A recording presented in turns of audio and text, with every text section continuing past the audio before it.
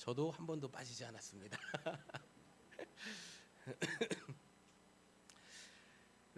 여러분 1960년대를 기억하신 분 계세요? 참 1960년도면은 참 이게 제가 태어나기도 한 20년 전의 일이니까 저의 기억 속엔 당연히 없겠죠. 그런데 제가 1960년대를 경험했던 시간이 있었습니다. 어떻게 경험했냐면요. KBS라는 그 국영 방송에서 만화 영화를 만들었어요. 그 제목은 검정 고무신.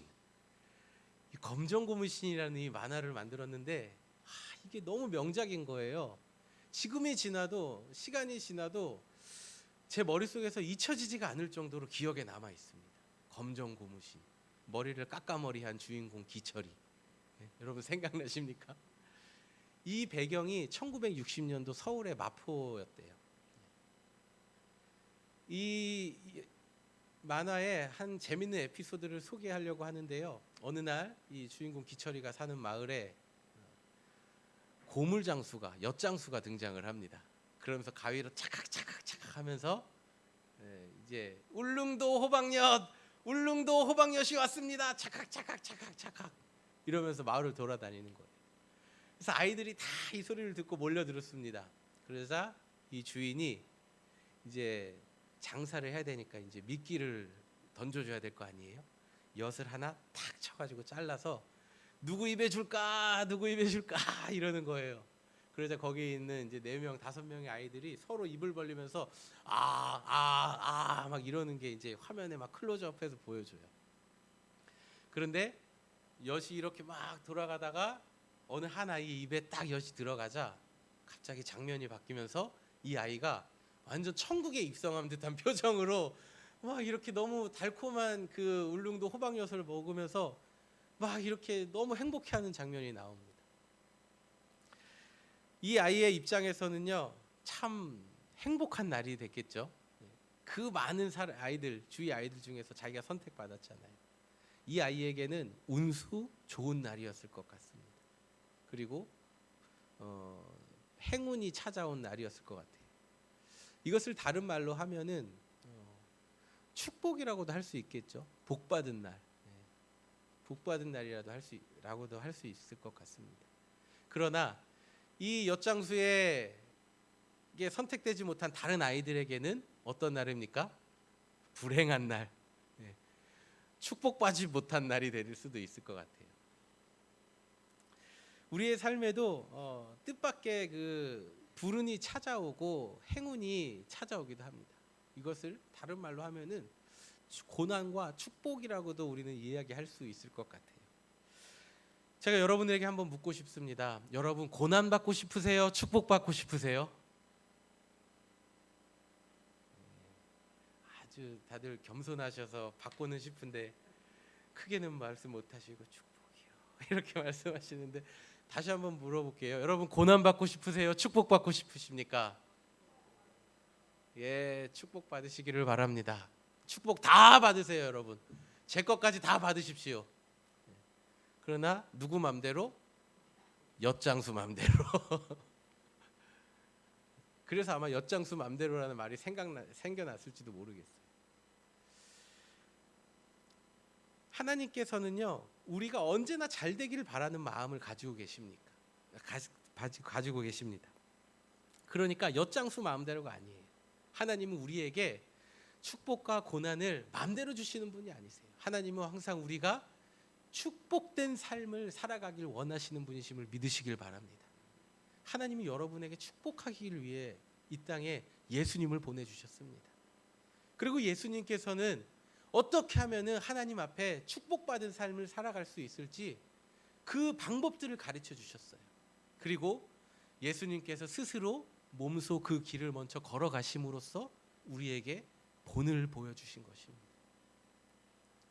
하나님께서는요 우리에게 엄청난 축복을 주기를 원하시는 분이세요. 그렇기 때문에 예수님을 이 땅에 보내주시고 방법들을 알려주시고 또 그 길을 먼저 가게 하시고 우리를 따라가게 하시잖아요. 세상에 이렇게 축복을 해주시는 분이 어디 있습니까? 세상 사람들은 자신의 마음에 따라서 기분에 따라서 축복도 줄 수 있고 고난도 줄 수 있고 하지만 우리 살아계신 하나님께서는 언제나 여러분이 행복하길 원하신다는 사실을 믿으시길 바랍니다. 한번 따라해 보시겠습니까? 하나님께서는 내가 행복하길 원하신다. 네, 그게 하나님의 여러분을 향한 뜻입니다. 오늘 설교 끝. 지금 얼마나 좋겠습니까? 자, 제가 지금 이 주연절 기간에 나를 향한 예수님의 마음이라는 이 큰 주제를 가지고 지금 하나님의 말씀을 전하고 있습니다. 예수님께서는 우리 가운데에 하나님의 그 마음을 알려주시기 위해서 이 땅에 오셨습니다. 하나님이 우리를 어떻게 바라보고 계시고 또 하나님이 우리가 어떻게 살아가기를 원하시는지 그 마음을 잘 가르쳐 주시기를 위해 오셨습니다. 오늘은 우리가 너무나도 잘 알고 있는 본문의 말씀을 통해서 나를 바라보라 말씀하시는 예수님, 나를 바라보라 말씀하시는 하나님에 대해서 오늘 두 가지를 좀 나누어 보려고 합니다. 첫 번째로는 순종할 때에 고난이 다가올 수도 있다라는 것입니다. 예수님께서는 제자들을 향해 배를 타고 건너편으로 가라고 말씀하셨고 제자들은 예수님의 말씀에 순종해서 배를 타고 건너편으로 열심히 가고 있었습니다. 그런데 예상치 못한 거센 바람과 물결치는 파도로 인해 고난을 당하게 합니다. 오늘 본문의 고난이라는 단어는 그 어떠한 의미를 가지고 있는 단어를 사용했냐라면요, 산모가 아이를 출산할 때 그 느끼는 고통, 남자분들은 전혀 이해할 수 없는 고통이죠. 네, 남자분들은 전혀 이해할 수 없는 고통, 그 여자분들만 느낄 수 있는 그 고통, 그 산모가 아이를 출산할 때에 그 느끼는 고통에 해당하는 그 단어를 사용을 했더라고요. 그러니까 그냥 인생에 고난이 오구나 이게 아니라 진짜 막 너무 힘든 분은 혹시 이 중에 계실지 모르겠지만 머리채 잡힌다고 하잖아요. 네, 머리채 잡히고 막 이렇게 막 팔을 붙들고 막 멍이 든다고 하잖아요. 그 정도로 고통스러워하는 상황에 오늘 제자들이 지금 처하게 된 것입니다. 여러분 생각해 보십시오. 하나님이 우리에게 축복을 주시길 원하시는 분이라고 말씀드렸어요. 그런데 말씀대로 순종했어요. 제자들은 말씀대로 순종해서 주님의 말씀대로 따라갔는데 당연히 날씨도 화창해야 되고 길이 아주 그냥 바람의 순풍을 만나서 1시간 거리를 30분에 도착해야지 좀 이게 우리 생각해 축복받은 거 아닙니까? 근데 제자들은 풍랑을 만났다라고 성경에 기록하고 있습니다. 우리의 삶에는 우리가 생각한 것과 정반대의 경우로 우리의 삶이 펼쳐질 때가 있는 것 같아요. 제가 20대 초반에 방학이 되면요, 우리나라 복음의 불모지가 있는데 그곳 중에 한 곳인 경상남도 산청이라는 곳에서 이제 내려가서 이제 사람들의 이제 마을 어르신들의 일손도 도와드리면서 복음을 전하는 그런 사역을 수년간 해왔습니다. 그런데 어느 해에 이제 한 할아버지 어르신의 집에 가서 제가 이제 일손을 열심히 도와드렸습니다. 그 기간이 월요일부터 이제 금요일까지, 토요일까지 저희가 거기 베이스 캠프에 머물면서 이 마을 어르신들과 이제 관계 전도를 하는 건데요. 한 3일째 되던 날 되면요, 이제 어르신들이 이제 마음의 문을 다 열으세요. 왜냐면 3일 동안 일주일 내내 씻지를 않거든요, 저희가. 그러니까 이제 동질감을 느끼는 거예요. 처음에는 서울에서 이렇게 허연 애들이 이제 청년들이 내려왔으니까 일손도 하지 말라고 옷에 들어오신다고 하는데 이제 3일째 되니까 나랑 좀 비슷한 냄새가 어디서 나는 거예요. 그리고 머리도 안 감으니까 뭔가 나랑 비슷하거든요, 이 어르신들이 보기에. 시골애 같은 거예요. 그러니까 이제 마음을 살짝 열으세요. 그때 이제 저희가 어르신, 하나님이 살아계세요. 예수님이 우리 어르신을 사랑하세요. 이렇게 이제 관계 전도를 하고 이제 마을 잔치에 초대해가지고 이제 찬양도 하고 말씀도 복음도 전하고 이제 그런 사역을 했습니다. 그런데 제가 이 어르신에게 다가가서 이제 늘 해오던 매뉴얼대로 어르신의 마음이 열린 것 같아서 어르신 복음을 이렇게 딱 전했습니다. 그러자 이 70이 다 되신 이 할아버지 어르신이 갑자기 역정을 막 내시는 거예요. 그러면서 제 옷을 이렇게 탁 잡으시고 이렇게 막 흔드시는 거예요. 나가라고. 근데 여러분, 이 어르신이 보통 어르신이 아니에요. 우리가 생각하는 그 어르신이 아니라 평생을 소 쟁기질하고 밭 농사하면서 이 근력이, 저도 20대 초반이니까 좀 이렇게 할 거 아니에요? 그런데 제가 그냥 종이짝처럼 막 저랑 체구도 비슷하신데 와, 이 근력이 장난이 아니신 거예요. 그러다가 이 어르신이 이제 제 명찰, 저희가 이제 명찰을 이렇게 타고 이제 가지고 있으면서 어르신들 도움을 이렇게 부채질하려고 크게 이렇게 명찰을 또 제작을 했습니다. 근데 그거를 탁 떼가지고 가지고 딱 들어가시는 거예요, 집으로. 완전 요즘 말로 하면 상남자였어요, 상남자. 그러더니 저보고 나가! 당장 나가! 고래고래 소음을 치는데, 와, 제가 뭐 안 나갈 수가 없잖아요. 그래서 무서워서 겁에 질려서 20대 초반, 20살 된 제가 뭘 알겠습니까? 군대도 안 갔다 왔으니까. 그래서 그냥 밖에 나가가지고 이제 어떻게 해야 되나, 이제 큰일 났구나, 내 인생은 끝났구나, 복음을 전도하러 왔는데 어르신에게 멱살이나 잡히고 나는 어떻게 해야 되나, 우리 베이스 캠프 가서 우리 뭐라고 얘기를 해야 될까, 뭐 갈 수가 없더라고요. 그래서 마음속에, 그래, 내가 무릎을 꿇고 어르신께 사죄를 하면은 마음을 받아주실 거야. 그 순수한 마음으로 그 자리에 무릎을 꿇고, 어르신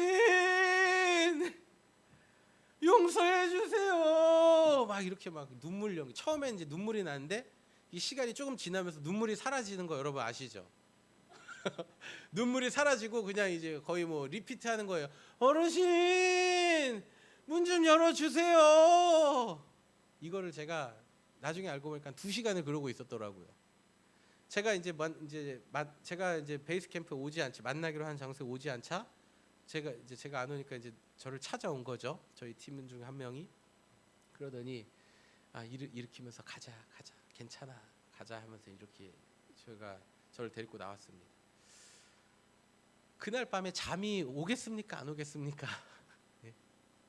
20대 초반이 된 제가 인생에 멱살을 잡혀본 적이 없는데, 그것도 복음 전하다가 멱살을 잡힌 겁니다. 그날 밤에 잠이 오지 않더라고요. 왜 내가 멱살을 잡혀야만 했을까? 내가 무엇을 잘못했을까? 계속 복기를 하는 겁니다. 그러다가 나중에는 이게 멱살을 잡힐 일인가? 까지 생각이 가는 거예요. 내가 뭘 잘못했는데 이렇게까지 생각이 진행이 되더라고요. 그래서 하나님께 그런 마음이 들었던 것 같아요. 하나님, 제가 다른 것도 아니고 이 여름방학 한 주간 빼가지고 내가 돈 받고 하는 것도 아니고 내 돈을 내고서 복음 전하러 지금 이곳에 왔는데 지금 멱살 잡히는 게 이게 지금 가당한 일입니까? 합당한 일입니까? 저는 아무리 생각해도 모르겠는데요. 소방 맞고 쫓겨난 사람처럼 멱살 잡히고 명찰 뜯기고 내쫓김 당하는 일이 왜 저한테 일어납니까? 제가 아주 큰 충격을 받았습니다. 우리 하나님께서는 그때 뭐라고 응답을이라도 하시셨으면 얼마나 좋았을 텐데, 아무런 응답이 없으시는 하나님, 나 스스로 이 분노와 화를 누를 수밖에 없는 그 상황에서 참 어떻게 해야 될지 모르는 그런 어려운 시간을 가졌던 적이 있습니다. 우리의 삶에도 하나님의 일을 하다가 또 말씀에 순종해서 우리가 교회 일을 하다가 이와 같은 고난을 당할 때가 있다라는 것입니다. 하나님 말씀에 순종했는데 분명히 주님께서 기도 중에 응답하셨고 이것은 하나님을 위한 일인데, 이것을 해나갈 때에 우리의 삶에 고난과 어려움이 찾아온다라는 것이에요. 오늘 본문의 제자들도 바로 그러한 상황 아닙니까? 예수님이 말씀하셨어요. 너희들 먼저 배 타고 건너편으로 가 있어라. 그런데 성경을 자세히 보면요, 예수님이 그냥 말씀한 게 아니라 강권하셨어요. 강제로. 너희들 빨리 가라. 빨리 가. 가기 싫어요. 빨리 가. 예수님께서 이렇게 해가지고 보내셨는데 풍랑이 일어난 겁니다. 제자들 마음에는 예수님이 우리를 이러려고 보냈나? 이런 생각이 들었을지도 모르겠어요. 제자들이 해가 지고 배를 출발해서 고생하고 있는데 예수님께서 언제 등장하십니까? 새벽 3시에서 6시 사이에 밤 사경에 도착했다고 성경에 기록하고 있어요. 그러니까 몇 시간 동안 제자들이 고생하는데 예수님 안 나타나시고 새벽 이제 해 뜰 때쯤 3시에서 6시 사이, 언제인지 정확히 기록되어 있지는 않아요. 근데 그 무렵에 예수님께서 무리를 다 걸어오시는 겁니다. 여러분들 또 기가 막힌 게 뭔지 아십니까? 제자들이 바닷가에서 열심히 풍랑 비바람 막 죽게 되어서 해산의 고통으로 막 고통 가운데 있는데 예수님이 무리를 걸어오시는 거예요. 무리를. 그런데 당시의 헬레니즘 문화 속에서는요, 바다는 악령들의 집이라는 그 인식이 있었어요. 그러니까 바다에는 모든 안 좋은 악령들이 다 들어가 있다, 거기가 집을 짓고 산다라는 그런 인식이 있어서 이 제자들은 이제 유령이다, 악령이 왔다, 우리 이제 잡아가려고, 우리 죽게 되었구나, 더 두려움에 떨게 된 거예요. 여러분 주변에 그 일자리를 잃은 사람 있죠. 또는 힘든 일을 당한 사람들이 있죠. 이런 분들을 만나게 되면은 힘내, 앞으로 좋은 일이 있을 거야, 이런 말들 위로가 전혀 안 됩니다. 전혀 안 돼요. 이런 말들 전혀 위로가 안 돼요. 우리 예수님께서 고난 당하고 있는 제자들에게 찾아오셔서 위로를 해주셔도 지금 모자를 망정해 두렵게 하시고 더 제자들을 무서움에 두려움으로 몰아넣으신 거예요. 무리를 걸어오심으로써. 그리고 나서 하신 말씀이 안심하라, 두려워 말라였어요. 여러분 고난당하는 사람에게 힘내, 좋은 일 있을 거야, 이렇게 말하는 것 여러분 도움이 될까요? 안 될까요? 안 돼요. 저는 그런 말 들으면요 진짜 하나도 위로가 안 되더라고요. 그러니까 저 힘들어 보일 때 저한테 목사님 힘내세요 하지 마세요. 제가 힘들어 보이면 목사님 사랑합니다, 기도하고 있습니다, 이렇게 이 말이 참 제가 힘을 더 얻는 것 같아요. 여러분은 어떠신지 모르겠어요. 근데 우리 복음서에 보면 예수님께서 하신 말씀이 참 위로되는 말씀이 많이 있지 않습니까? 예수님 말씀을 들으면 참 마음이 편안해지고 위로되는 말씀이 많아요. 그런데 지금 오늘 이 마태복음 14장에서 예수님이 하신 말씀은 전혀 위로가 되지 않는 말씀을 하시는 거예요. 지금 파도야 싸우고 비바람에 고통당하고 있는 제자들에게 유령같이 나타나셔서 안심하라, 두려워하지 말아라. 이게 얼마나 그 큰 위로가 되었겠습니까? 우리가 고난이라고 느끼는 것은요 환경으로부터 오는 것입니다. 그러니까 우리가 느끼는 이 고난이 사라지려면요 우리가 처한 이 환경이 뭔가 해결이 돼야 돼요. 끝나야 돼요. 지금 나를 힘들게 하는 것, 그 상황이 끝나야지 우리는 고난이 끝나고 위로를 받습니다. 그런데 본문을 깊이 들여다보면은 인생에 큰 폭풍우가 몰아치고 있을 때에 주님을 바라보는 것이 우리가 처한 인생의 두려움으로부터 벗어날 수 있는 길이라는 것을 우리는 깨달을 수가 있습니다. 사람이 도와줄 수 있는 위로는 그저 힘내서 끝날 수가 있고 잘 될 거야 라는 위로의 말로 끝날 수가 있습니다.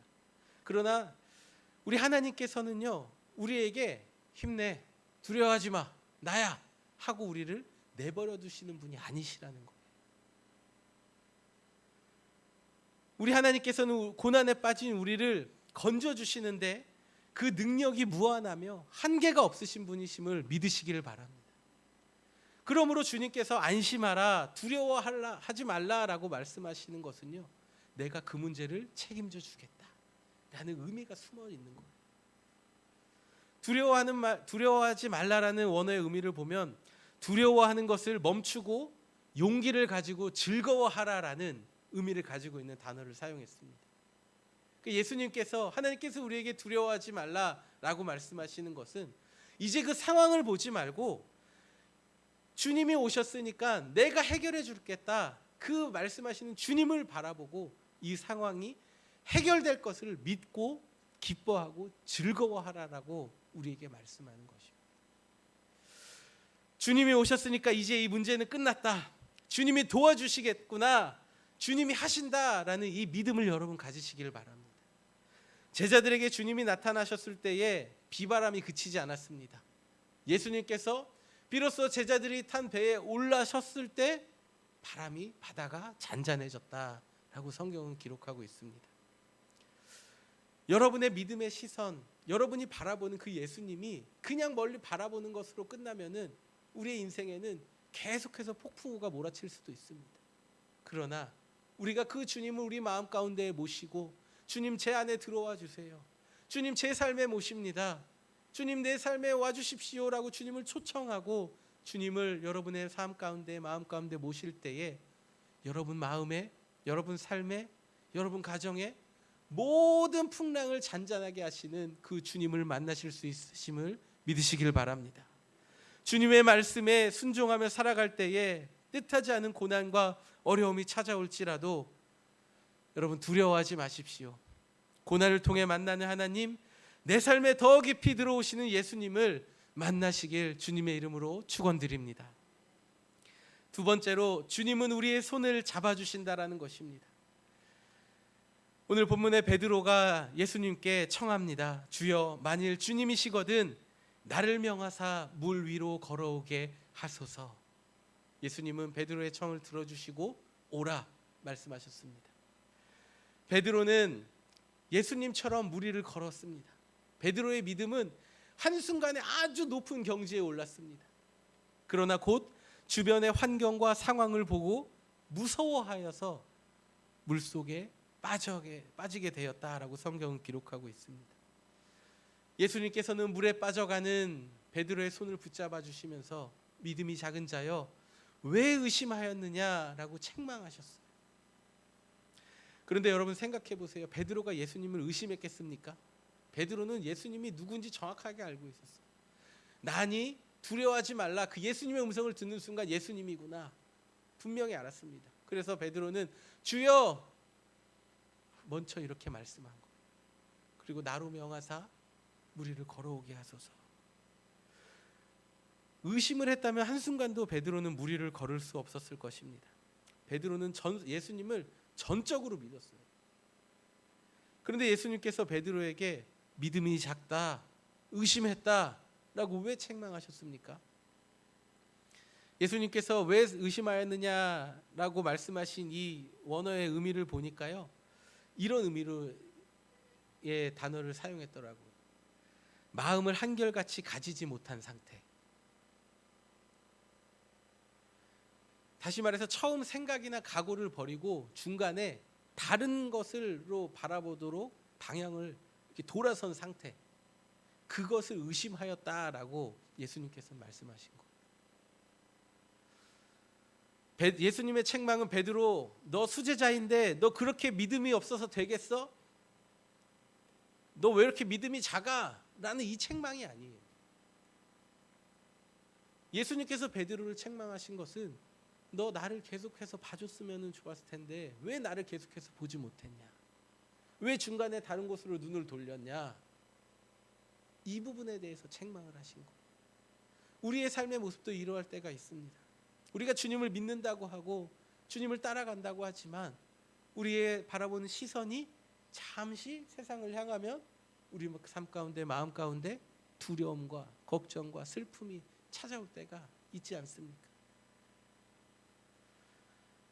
믿음대로 이 땅을 살아가려고 노력하지만 가정과 삶 속에서 한순간 우리의 마음을 빼앗겨 상대방의 마음을 상하게 하고 실족하게 하고 그리스도인답지 않은, 믿는 자답지 않은 말과 행동을 할 때가 있지 않습니까? 하나님 앞에서 살아가는 우리의 모습이 그리스도인답지 않을 때에 우리의 시선이 잠시 다른 곳으로 돌려져서 하나님을 바라보지 못할 때에 여러분 마음 가운데에 내 영혼이 실족하였구나 깨닫게 해주시는 은혜가 있으시기를 바랍니다. 우리가 주님을 잘 보고 따라가다가 믿음의 길을 걸어가다가 인생의 풍랑을 만나거나 자칫 한눈 팔아서 잘못된 길을 갈 때 주님 나를 깨닫게 하시고 그때 주님의 이름을 다시 부를 때 주여 나를 붙들어 주소서, 이 기도의 제목이 여러분의 삶에 늘 있으시기를 바랍니다. 폭풍우를 뚫고 오셨던 주님은 여러분의 고통과 고난에 반드시 찾아오시는 분이심을 믿으시길 바랍니다. 물에 빠져가는 베드로의 손을 즉시 잡아주시는 주님, 여러분의 믿음의 여정에 비록 실패와 넘어짐이 있을지라도 여러분 곁에서 손 내밀어 주시는 주님, 여러분의 손을 붙들어 주시는 주님 붙들고 살아가시는 삶을 살아가시길 주님의 이름으로 축원드립니다. 말씀의 결론을 맺겠습니다. 우리도 주님을 바라볼 때에 우리는 큰 믿음을 가질 수가 있습니다. 그러나 우리의 시선이 다른 곳으로 향하고 주님을 바라보지 못할 때에 우리는 의심과 또 두려움에 사로잡힐 때가 있습니다.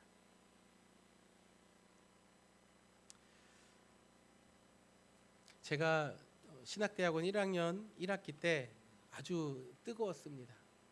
교회 기도 학교, 교회 기도 학교, 교회 기도 학교, 이 반복되는 이 사이클 루틴 속에서 하나님 앞에 열심히 기도를 드리는 중에 제가 기도하지도 않았는데 하나님께서 제 마음 가운데 치유의 은사를 주실 것 같은 그 마음이 갑자기 막 생기더라고요. 기도하고 있으니까 믿음으로 아멘 했습니다. 당시에 제가 섬기고 있던 교회에 몸이 아픈 성도가 한 명 있었는데 온 교회 성도들이 이 사람의 치유를 위해서 기도했어요. 매일매일 기도했습니다. 하나님께서 나에게 치유의 은사를 주셔서 저분을 고치려고 하시나 보다, 그 마음을 가지고 이제 기도를 했습니다. 그래서 이제 같이 동역하는 목사님에게, 목사님, 하나님께서 저에게 치유의 은사를 주실 것 같습니다. 저를 위해 기도해 주세요 라고 하자 그 목사님도 믿음으로 아멘 했습니다. 결과는 어떠했을까요? 제가 치유의 은사를 그때 받았으면 여러분 사바나에서 저 오늘 못 봤습니다.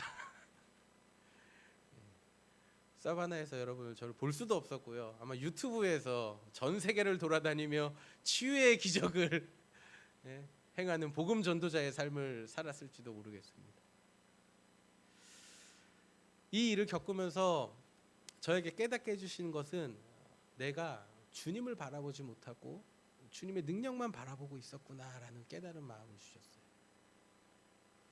하나님이 나에게 원하시는 것은 주님을 바라보는 것인데 내가 주님의 능력만 바라보고 있었구나. 사랑하는 성도 여러분, 여러분의 바램과 하나님께서 주시는 능력과 상관없이 여러분의 시선을, 여러분의 마음을 하나님께로 고정시키시기를 바랍니다. 전능하신 하나님을 바라볼 때에 여러분의 삶에 하나님의 역사가 나타납니다. 여러분의 슬픔을 기쁨으로 바꾸어 주시고 인생의 모든 고난을 해결해 주시려 우리 주님은 이 땅에 오셨습니다. 자신의 몸을 아낌없이 내어주셨습니다.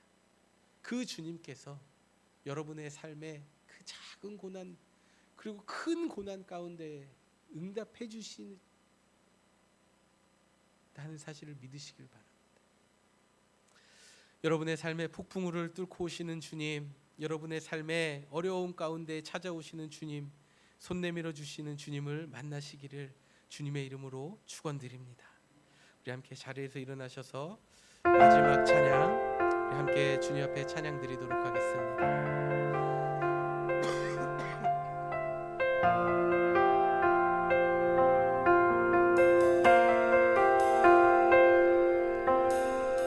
내게로부터 눈을 들어 주를 보기 시작할 때 주의 일을 보겠네. 작은 마음 돌이키사 하늘에 꾸게 하네.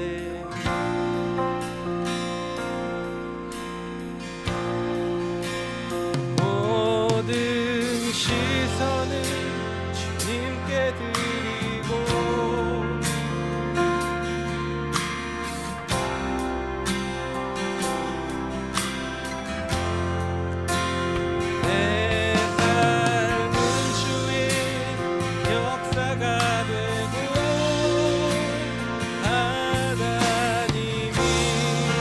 일하기 시작하네. 아멘. 우리의 삶에 함께 하시는 주님, 우리의 손 붙들어 주시는 주님을 바라보십시오. 우리 한 번 더 찬양합시다. 내게로 성령이 나를 변화시켜 모든 두려움 사라질 때 주의 일을 보겠네. 황폐한 땅 한가운데서 주님 마음 알게 되리. 주님을 볼 때 아멘. 모든 시선을 주님께 드리고 살아계신 하나님을 느낄 때 내 삶은 주의 역사가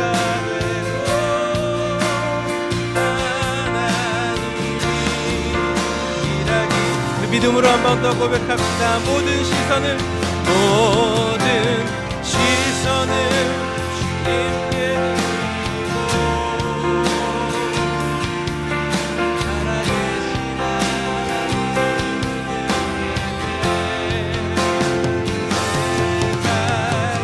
주의 역사가 되고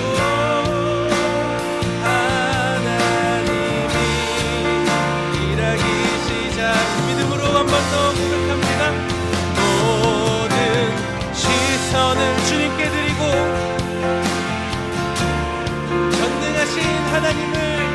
전능하신 하나님을 느낄 때 내 삶은 주의 역사가 되고 하나님이 일하기 시작하네. 아멘. 살아계신 하나님, 우리의 모든 시선이 주님과 또 하나님의 나라를 바라보는 저희들 되기를 원합니다. 세상의 어려움과 아픔들을, 인생의 고난들을 바라보고 살아가는 자들이 되는 것이 아니라 나의 삶에 역사하신 하나님, 나에게 말씀하시는 그 하나님을 삶 속에서 매일매일 발견하며 살아가는 저희들 다 되게 하여 주시옵소서. 이제는 우리 주 예수 그리스도의 은혜와 하나님 아버지의 크고 높고 놀라우신 사랑이 이제 우리의 삶에 다른 것을 바라보는 것이 아니라 오직 주님만 바라보며 살아가길 다짐하며 이 자리에 머리 숙인 모든 성도들 머리 위에 저들의 가정과 가문과 일터와 주님의 몸 되신 이 사바나 한인 장로교회 위에 이제로부터 영원토록 함께 하시기를 간절히 축원하옵나이다. 아멘.